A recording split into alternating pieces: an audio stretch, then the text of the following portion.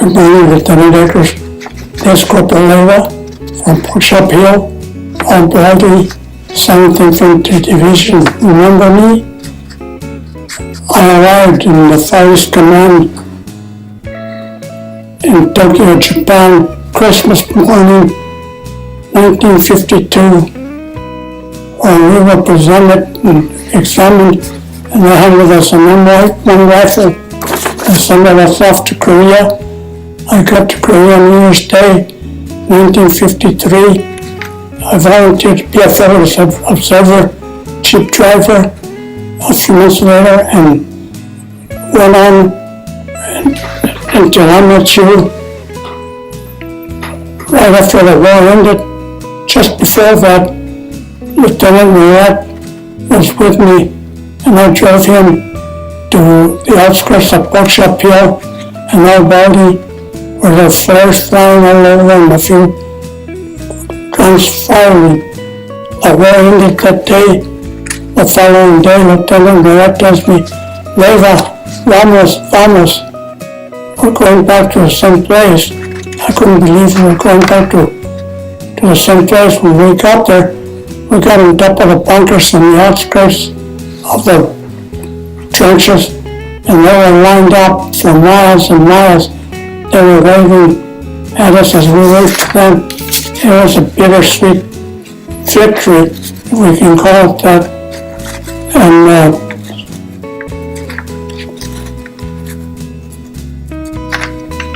Lieutenant Murat, I've got the letter that you wrote, the story that you wrote about him, and it's entitled, An Angel Once Told Me, Vaya con Dios. And I just read it again today, and it's very moving, and I'm real proud that you were able to have your sweetheart before you went to Korea and came back, even though Lieutenant Murat was singing to you, Vaya con Dios, Vaya con Dios.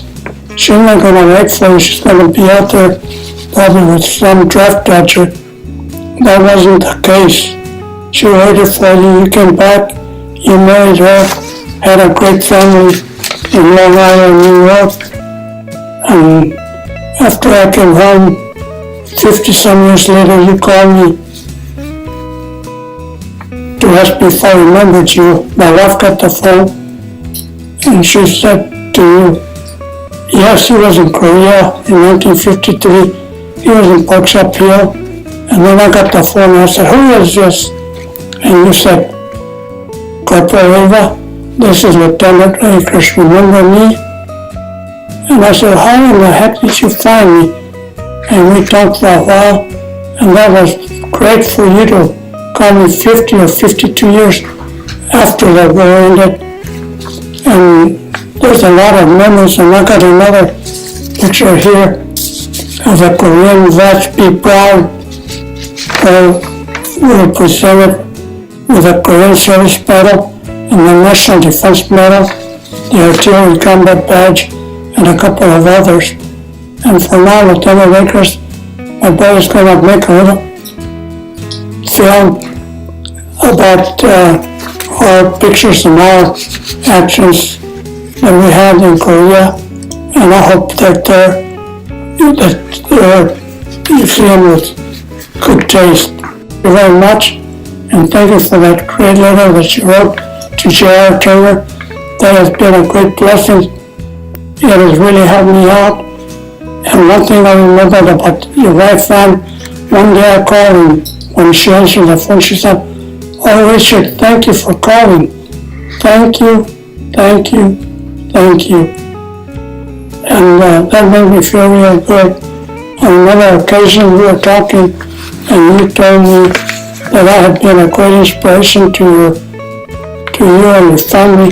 That made me feel real good and put a bond between us that will last forever. God bless you, and thank you very much. Say hi to the family.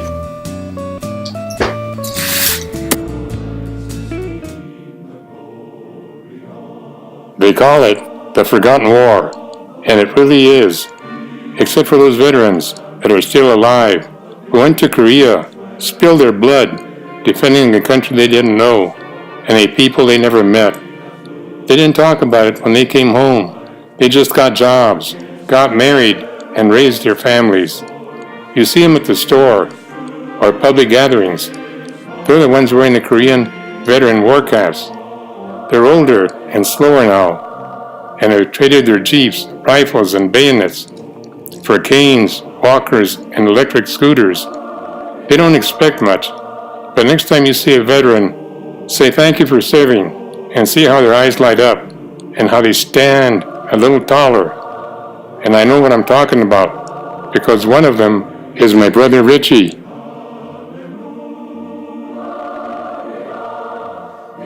Hills and mountains have always been part of Richie's life.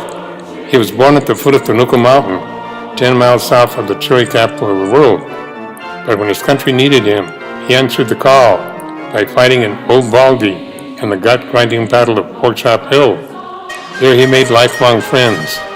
One was Lieutenant Akers, who was instrumental in Richie getting his disability pay when he wrote a letter stating that the non-stop bombing and shelling on Pork Chop Hill busted Richie's eardrums, and now he's deafer than a doorknob.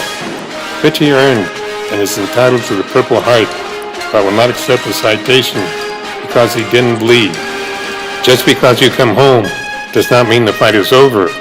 Some battle wounds you can't see, like the daily battle with the demons that followed him home.